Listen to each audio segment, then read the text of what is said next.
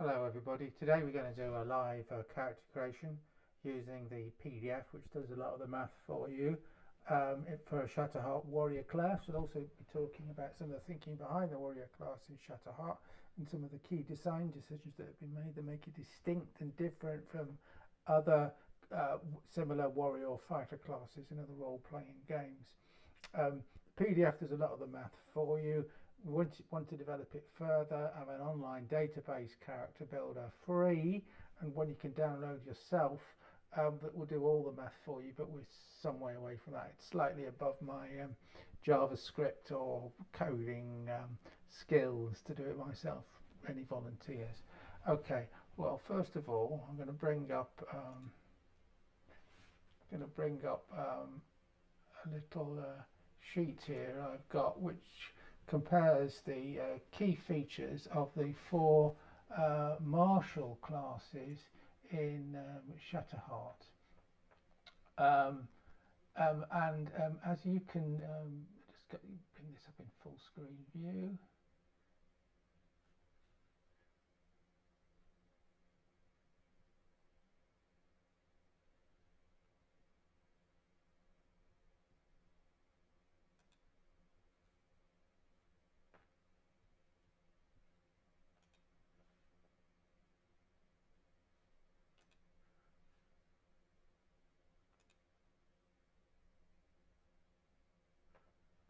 Okay, here we are.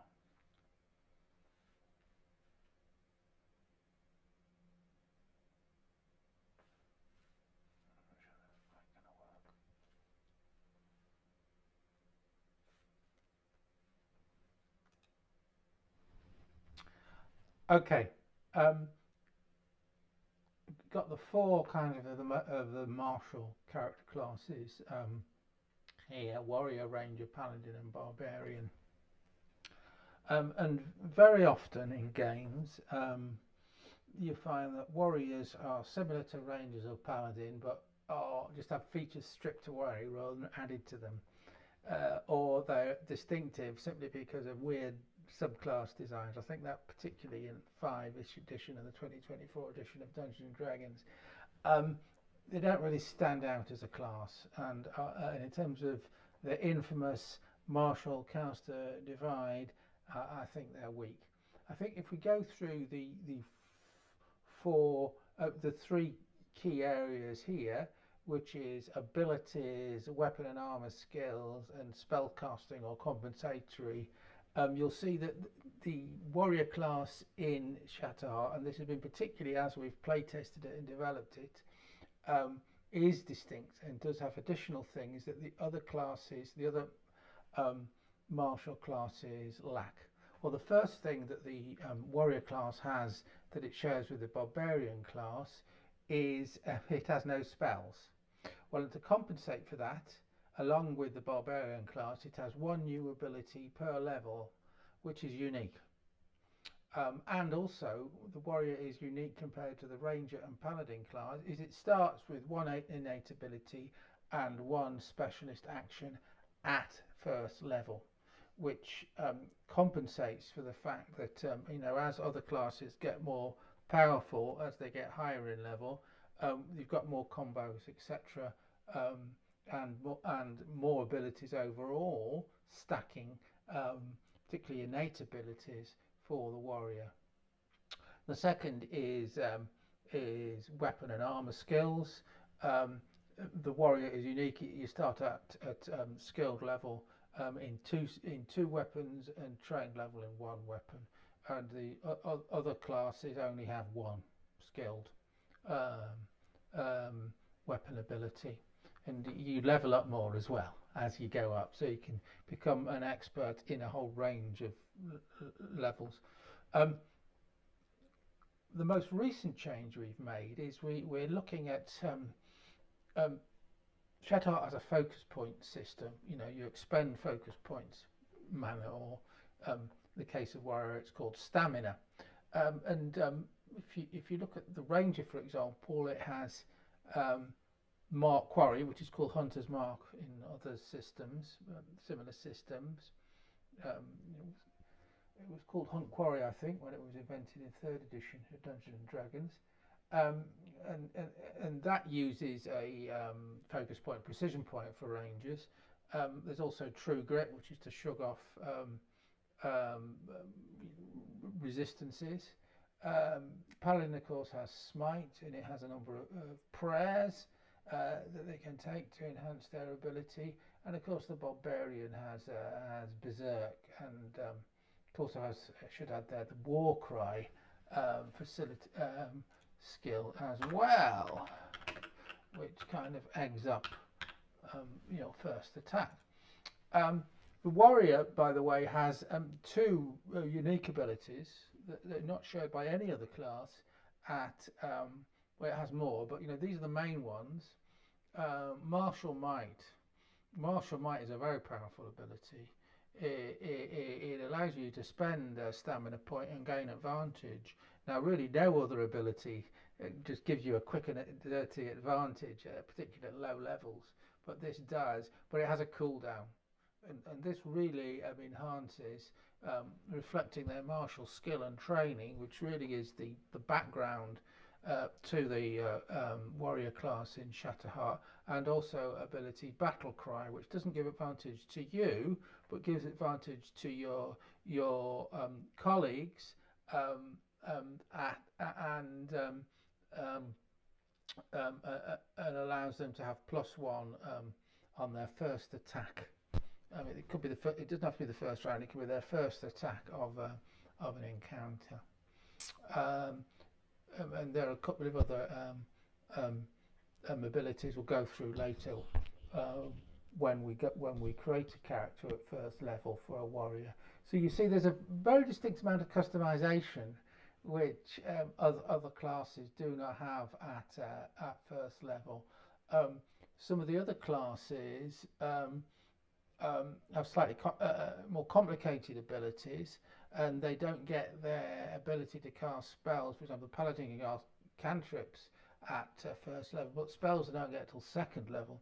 So it's really to gradually drip feed. It's like a tutorial level 1 in Shatterheart, but because warrior skills are a bit simpler, it felt that not overloading to have a slightly more and to compensate in terms of the martial caster divide, to have more specialism for warriors at level 1. Okay, now let's bring up our character sheet. And what we'll do is we will go through the character sheet and create a character. Now, if you look at the Adventurer's Guide, this gives a number of numbered steps for creating a character.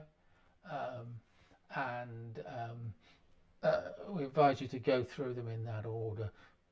They don't necessarily have to be in that strict order. Mechanically, they can be done in pretty much any order, but we recommend that you start with your class, because your class really then gives you a guide as to where you should be putting your attributes. And once you set down your attributes, then you can start. Okay, right. I have good in this attribute, therefore I might be good in these skills or in this class or whatever. So that's really is the thinking behind the system. So let's just zoom in on this sheet here. Okay. Right.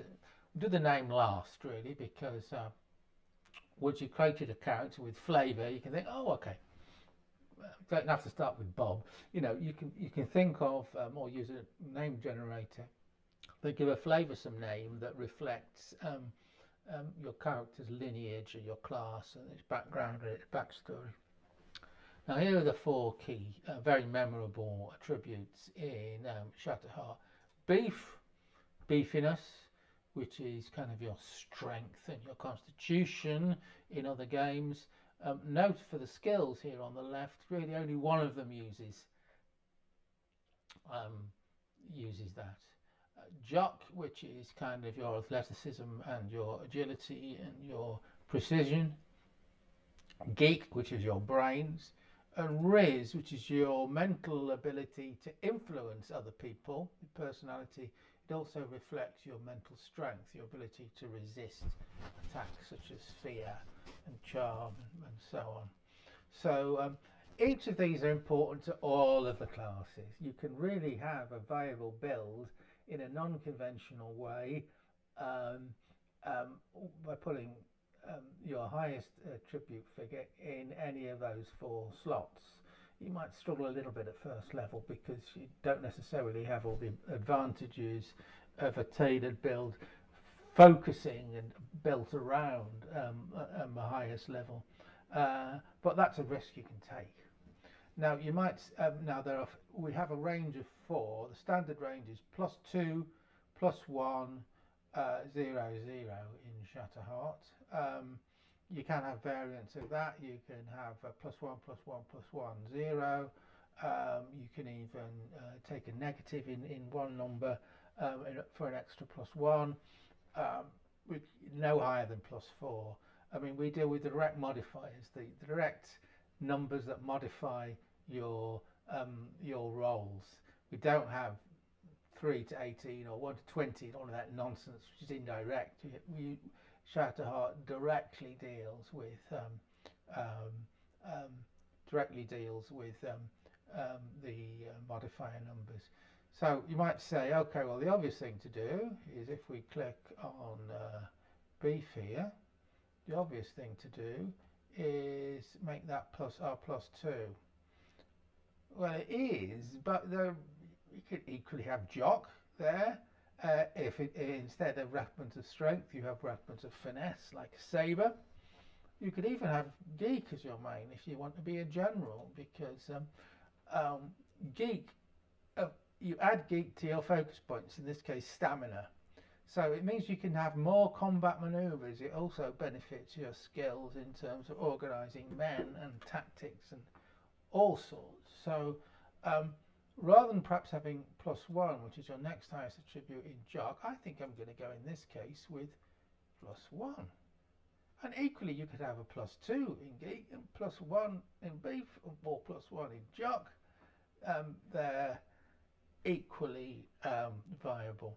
And the advantage of this matrix approach, this range approach, is we don't need to click the others, they're already at 0. So we've already created our numbers for the character. Now, for each of these four numbers, there is a save number, and this +2, you see, is automatically added to brawn. Brawn is the number you add on rolls to do with strength, such as smashing down a door. So that is +2 there. Um, um, um, and jock is avoid and target. Avoid is to jump out of the way, and target is to hit something. You take away avoid from attacks against you where you're actively defending, where you can actually see the person attacking you. The reason they're separate is because size affects avoid. I mean, there's only one lineage. Lineage is race, but a slightly less loaded term than race, which is tiny, and tiny adds +1 to avoid. That's gnome. But this is it. In this case, I think we're going to create human. So sorry, I forgot to do the first thing we should have done, which is warrior here on the drop-down list, and we'll talk about what lineage they're going to be later. I might not choose a human. There's huge. Let's have it female there. Now, look at the level here. We start at level 1, but let's say it's level 5. Level 5 has a +2 buff. We're going to get this fixed, so this automatically looks up and calculates it. But I know level 5 is +2. You'll see that the raw number has gone up by 2. So each of these, what we call attribute modifiers, is the attribute plus the level buff. And that is simple because you add that or roll against that for anything. So if you're and those feed into the skills. So for example, let's look at crafting. Crafting there has target. Target is 0. So we add 0 to the 1 level buff there. You see.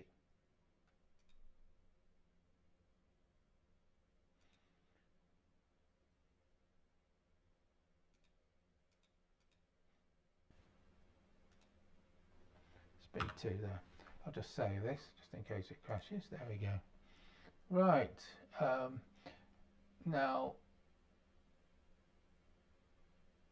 let's have a look at the abilities for your lineage, which are now fixed. So each lineage, which as I said is race or species is probably the better term, will have, let's make sure this is back reset back to level 1. Otherwise we'll be getting, there we go, level 1, off of 0. We'll save that. So let's go, if you go to the second sheet of the character sheet, takes a while, a slight bit to save.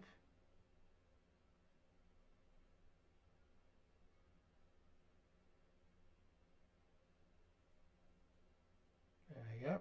If we go to the second sheet of the character sheet, we will see lineage abilities. So we go to lineage abilities here.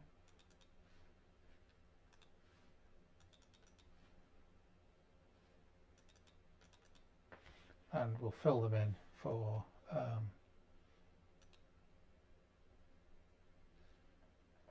hobgoblins. So if we go to the backstories chapter and hobgoblins, let's zoom in on that. Okay. So it already says the goblins. Sorry, here we go. Hobgoblins. Size 5, large humanoid, speed. It's not 7 alphas, is it? It's 6 alphas. It's a mistake, which we will correct. Let me stop the recording here. Okay, well, we see the first hobgoblin trait is hobgoblin hearing. So if we go to our character sheet,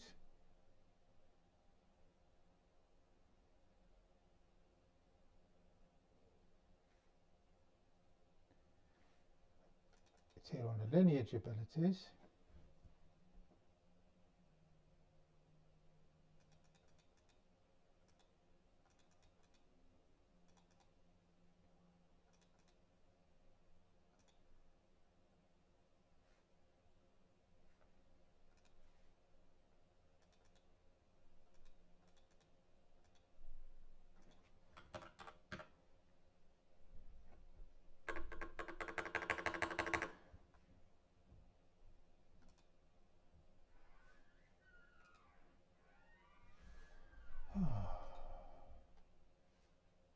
Okay, so I've added the lineage abilities for Hobgoblin here offline because it's PC just doesn't like having two large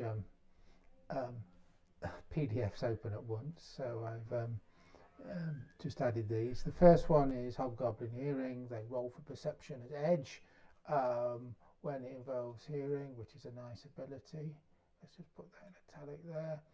Hobgoblin phalanx, that's you gain +1 armor class to shield, +2 when you've got two joining or more joining phalanx users. It's a warrior skill you get for free here. You also get, I've put it elsewhere on the character sheet, you also get riding at skilled, I've added that, and of course you get goblin as a language, so I've added that at the bottom here of the sheet. And you get a last gasp, each lineage gets a last gasp ability. That's something you can use once a day, and in this case it's a defensive ability which allows you to automatically roll a 19 on a parry or block attempt. So you can see that hobgoblins, unlike their cousins the goblins, are very disciplined and are very much defensive orientated warriors. So this points towards, I mean not necessarily automatically points towards more of a tank, more of a defensive warrior. So let's think about that. I've had it here squish points. Squish points is 10, the maximum on there. Squish dice, which is a D10 for warriors, plus their beef number. So level 1 is 12. Half that is your blooded value, which is 6. The value you get for a minor heal is 1/4 of your squish points plus your ordeal. Your ordeal is 0 here because you're only at level 1. So that's a 3. And the major heal is 1/3 of your squish points plus ordeal plus 1, which is 5 here. So they are all nicely added down. Now, what we can do now is complete our character's backstory, and which adds your skills really. Then you go through the class and you add the skills and abilities for the class. Okay, now we're going to cover backstory. I've already filled this out to save time. You basically get an origin backstory and a destination backstory. An origin is like your village or town of birth, and then you move to your destiny area. They can be the same, but you know, most adventurers will have an interesting life, interesting backstory, so they'll have both. So I've chosen here that they started out as a nomad, in which case they get survival and riding and wrangling as trained skills, and also trained in martial bows.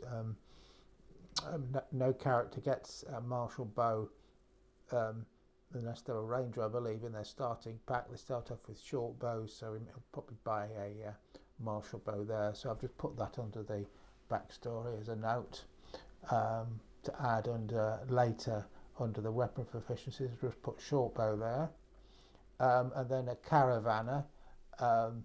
That doubles up on the riding and wrangling skill. So as the rules say, you can choose an extra language or knowledge skill. So I've chosen as a substitute because of travelling, and so I've added that there. Also giving truck and trade as a skill as well from the destination backstory.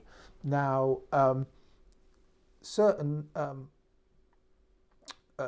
classes are professions unto themselves. So, as for example, if you're an anchorite, you go into a monastery, or if you become a cleric, a priest, you go in, or paladin or ranger. That becomes your profession. You don't have a destiny profession, but unless you've got an unusual backstory, like you've been kicked out, you don't get extra skills for that. But that can give you some certain flavour. Military professions for warriors are slightly different. The reason for that is, of course, is you don't stay for life as a warrior.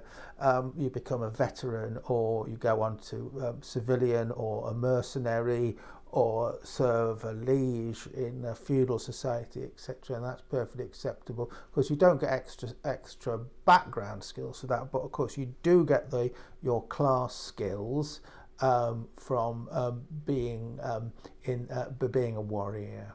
Okay, so that, it's a fairly simple system. You choose your origin backstory and you get your skills from that, and then you choose your destiny backstory and you choose your skills for that. And there's a huge choice in the game, from Lost City, Underwater City, Feywild, post-apocalyptic areas, etc., etc. Okay, we'll look now at the skills for warriors. They get automatically riding and wrangling and athletics. Already have riding and wrangling from backstory and lineage as a nomad and hobgoblin. And you can choose 2 basic skills from this list, and I've chosen intimidation and perception and scouting. So I've already put these down on the character sheet. Save time. There we go. So you see that we look here at perception and scouting. You'll see it 0, which means trained, and because of the resolve, that adds 1 to it. So that's +1 when rolling. You see there, that's the 0 skill, and it adds your resolve automatically to it because it's a resolve, but it's intelligence-based, geek-based skill, and that adds to it. Okay, Now we're going to look at skills specific to the class, which are here at the bottom of page 3. And they have Art of War Train, that's basically military manoeuvres, tactics, and Field Craft, which is construction and combat engineering. Now we'll move on now to talk about the meaty stuff, which is the special abilities and that the warrior gets at level 1. Okay, now we turn to the warrior specific abilities. Now the first 4 of these abilities are those you automatically get at level 1. Born Commander, you basically have a battle plan and the roll for initiative at edge if you have one. Obviously it doesn't apply if you get surprised. Battle routine at the start of the adventuring day, if you have a 1-hour workout, that gives you a +1 to TS for 1 encounter. So you think strategically, when do you save that up for when you're down to low SP, the final encounter, getting out of a hole, etc. Battle cry, unless you are surprised, you basically make a battle cry and all the other members of the party apart from yourself have +1 to their role in that very first attack. So these are really important support facilities in terms of how you assist other players that warriors have in terms of their martial abilities and their command abilities, which are an integral part of the warrior class in Shatterheart. And then you choose 1 innate ability and 1 combat action ability. Now you can debate all day long as to which the first ones to choose. Some people might go for brutal, which gives you +1 to crit levels when you crit. That gives you mathematically the greatest increase to damage. However, if you gain destroyer ability at first level, that gives you +1 to TS, which is 5% higher to hit, so 5% more chance of getting damage, and also 20% chance of getting the next highest level of crit when you do crit. So we can do the math, but I think it's better to initially boost yourself with abilities that give you a higher chance to hit at low level when your chance to hit is fairly low and your skills are low, and then crank up the damage as you go higher in level. But with many views on this. The second one is finisher. If your opponent is bloodied, then you do +1d6 damage. And then if at say 3rd level you then choose your brutal and your opponent is bloodied, then you get +1 and the blooded bonus of +1d6 damage, and then the crit could double, triple, quadruple that depending on the crit level. So I think it's better to give you abilities, as we said initially, that stack these things up at low levels. And that's it really. It's fairly simple in terms of abilities. You've got no spells to choose, etc. At first level. I've chosen to give them a hobgoblin flail, a martial short bow. You only get a short bow to begin with. I mean, they could probably upgrade that when they could afford the money for a composite bow, which does more damage and a crit, and a hunting knife. Now the TS for weapons that are based on beef, you take off your brawn value. For weapons that are like ranged weapons and light weapons, such as finesse weapons, such as the hunting knife, you take off your target. So you basically look up the basic to strike or to defend numbers from the player quick reference sheet or the combat chapter and apply those. And the same as to damage. To damage you add your brawn to weapons based on beef, and you add your target to your weapons based on jock. And we've got no 0 jock here, but we've got +2, as we remember, on beef, so we add +2 to damage.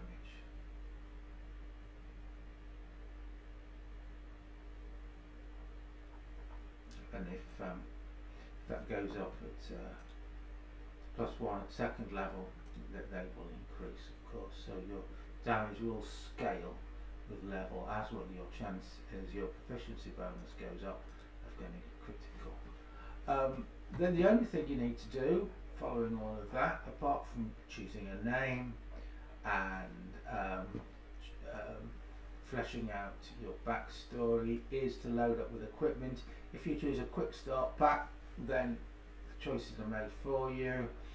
You will have one which is basically pretty standard for your character. Oh, one thing I did forget to do was armor category. You as a warrior, you'll get medium armor to begin with. I can't remember. I think he's brigandine. So that would be on class 2, but he's wearing a medium shield, so that is 4 plus 2 for a medium shield, and this shield